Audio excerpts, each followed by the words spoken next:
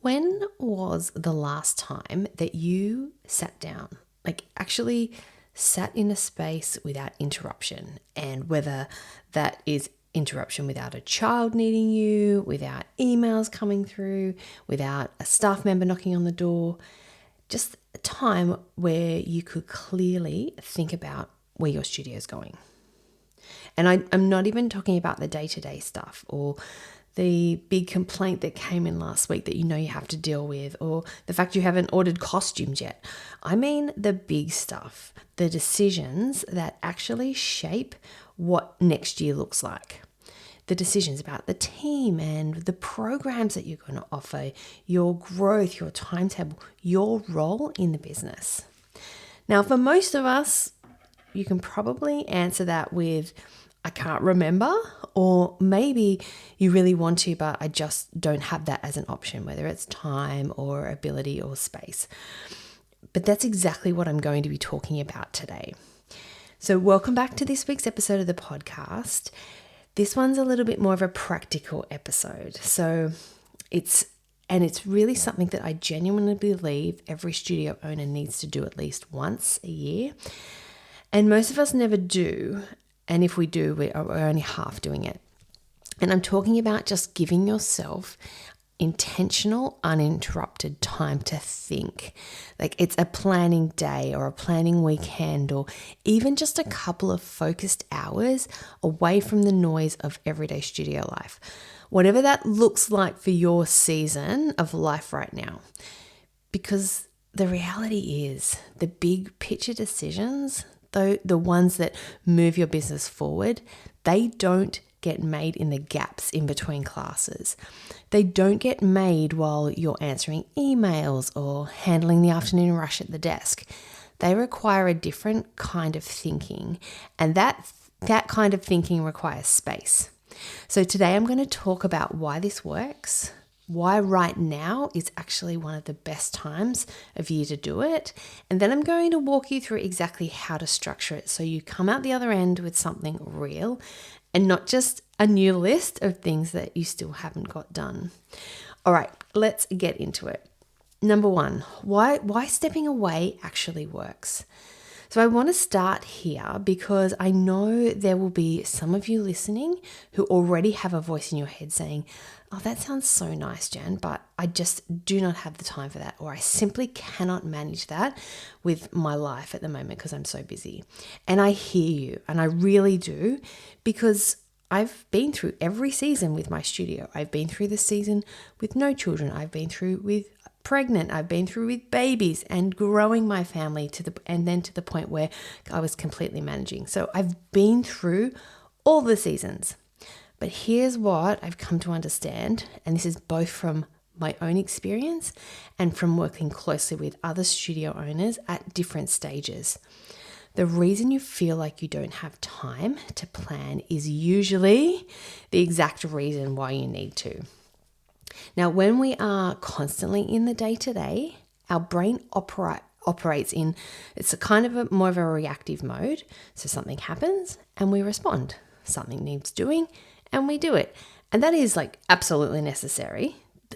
We'd have to do that to run the studio, right?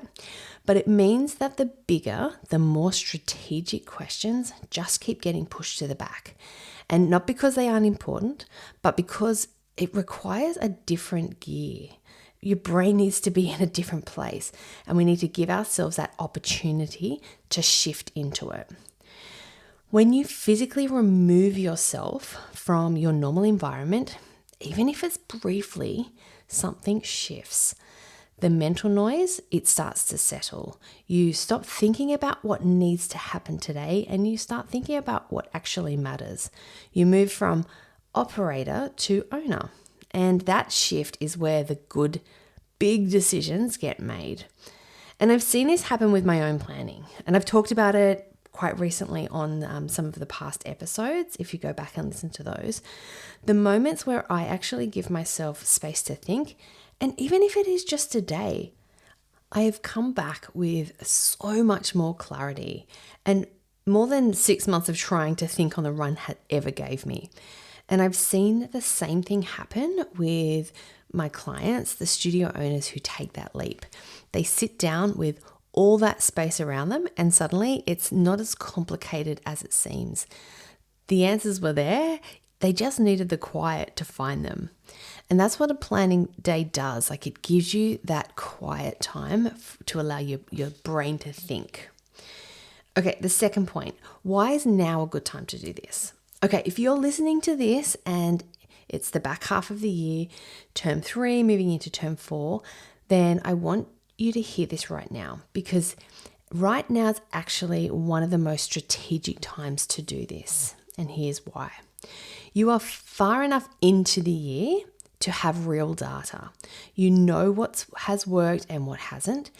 You know which staff are the right fit and which decisions you wish you may have made differently.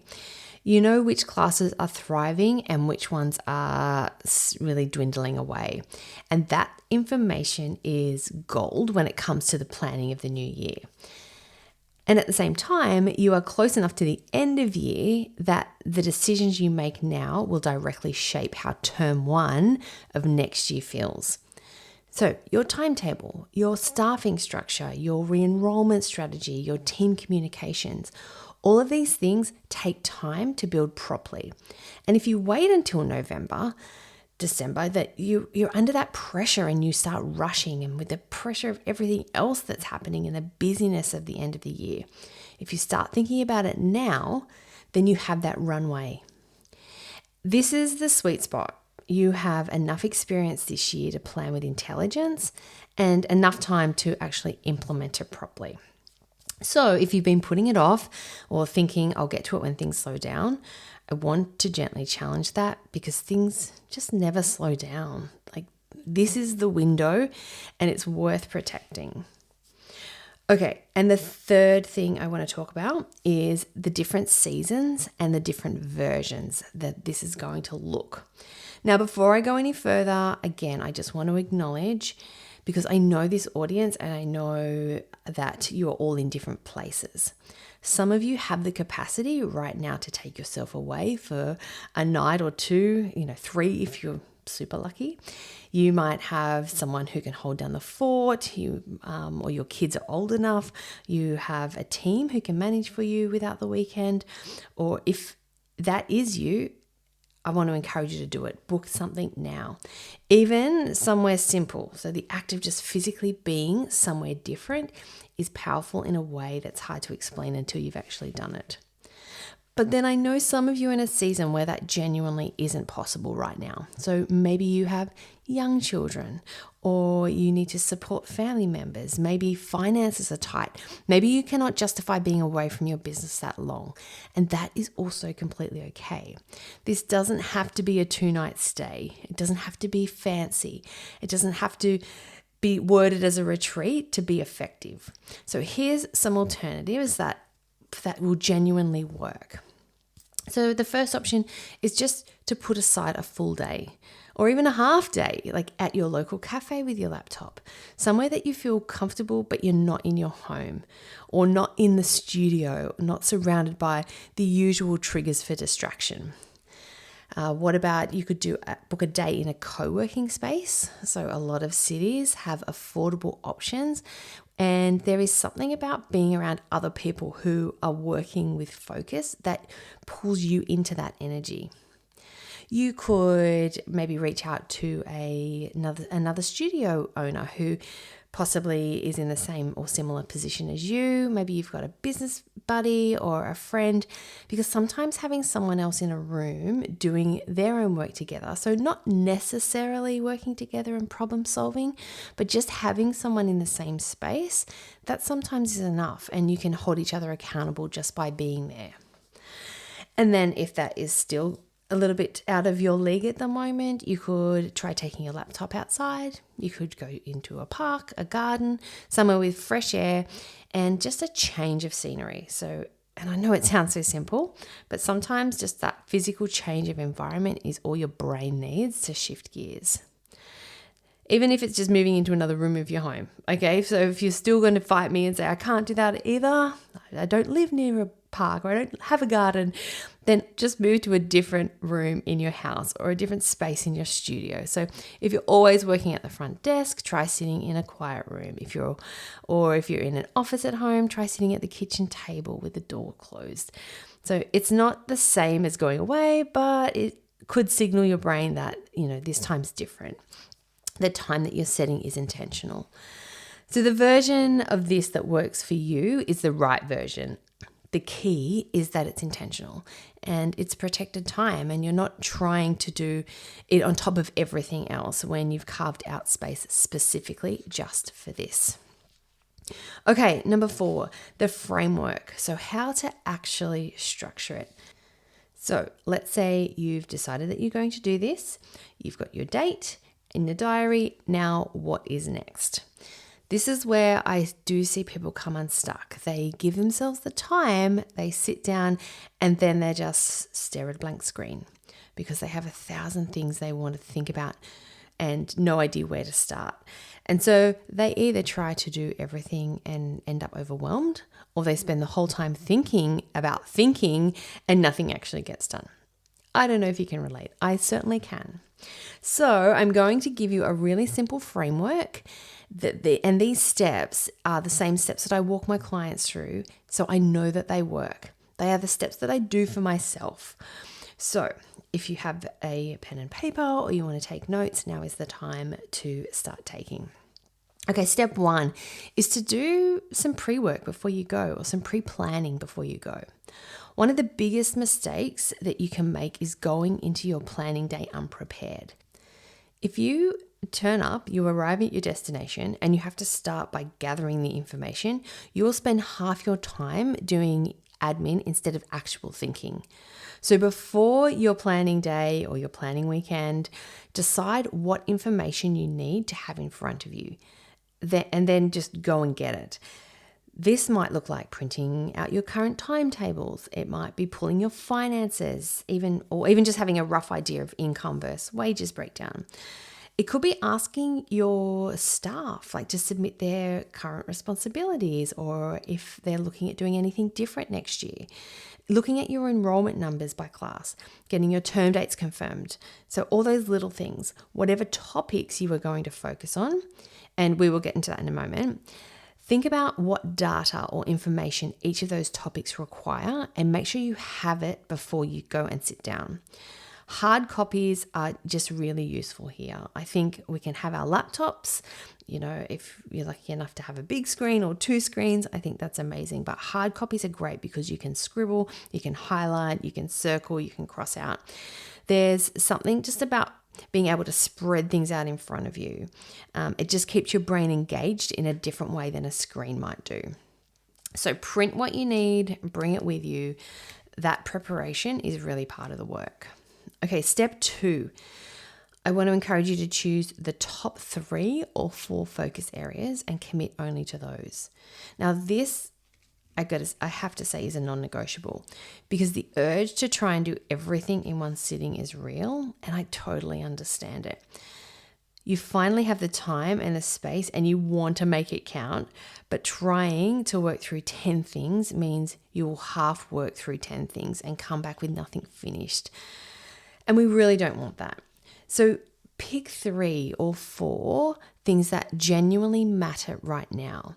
And think about the big decisions, the big picture questions that have been sitting in the back of your mind for months, and commit to those. Everything else, the smaller tasks, the operational to-do lists, the things that are urgent but not strategic, those do not belong in this time. They will still be there when you get back. This time is for thinking for the thinking that only gets done when you have the space to do it. So for most studio owners at this time of year, those focus areas tend to cluster around things like your timetable for next year, your staffing structure, the financial picture, your re-enrollment and marketing timeline for the end of the year. But yours might look completely different, and that's fine. Just choose what the most relevant thing is to where you are right now. Write them down in an order of priority, because order matters.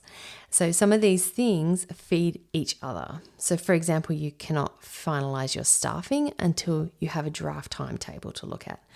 You can't run your business until you know what your staffing costs look like. So there is a natural sequence. So think about that sequence and work through it rather than jumping between topics. Moving on, step 3 is to have a rough time plan. So I'd encourage you to not have a rigid schedule, not 15-minute blocks if you feel like you're a failure for not hitting them. Just a rough sense of how long you are going to spend in each area so that you don't spend the whole day on one thing and run out of time for the rest.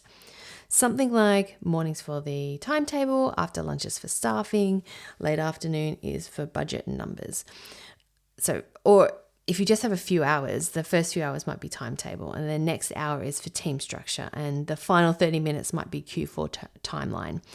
It just gives you something to work towards without making you feel boxed in. And it helps you make a call if you're going in circles. So if you've been on the same thing for 2 hours and you're not getting any further, then you're best off to move on and then come back to it later. Okay, step 4. Build in some downtime and don't feel guilty about it. So this is one that we naturally will skip because we feel that this one isn't as important, but I actually believe that it matters most. So if you're taking a full day or more, plan some time that is not working. So it might be a walk, it might be a swim, an hour of just sitting somewhere and staring at a view, time where you're not thinking about the studio at all. Now, I know this sounds counterintuitive, but you've taken yourself away to work. Why would you then spend time not working? Because the brain does not operate at full capacity for 8 hours straight. It just doesn't. And if you try to force it, you will find that you are staring at a screen, making very small decisions instead of the big ones.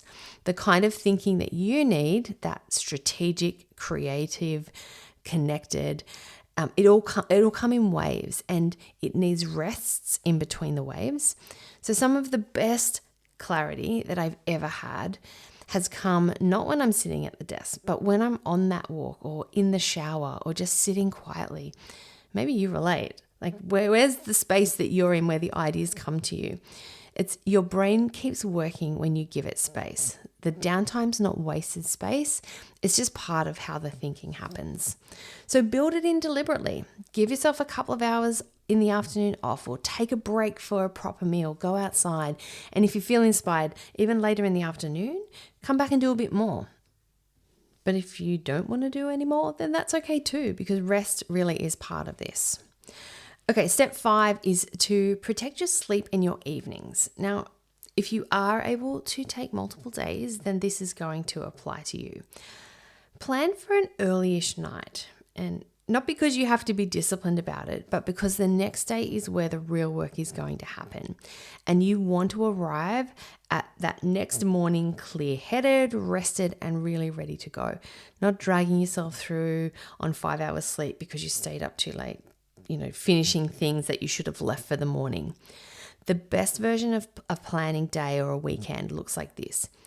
You arrive, whatever time that is, set up your space, unpack, give yourself the afternoon to decompress, eat some good food, go to bed early.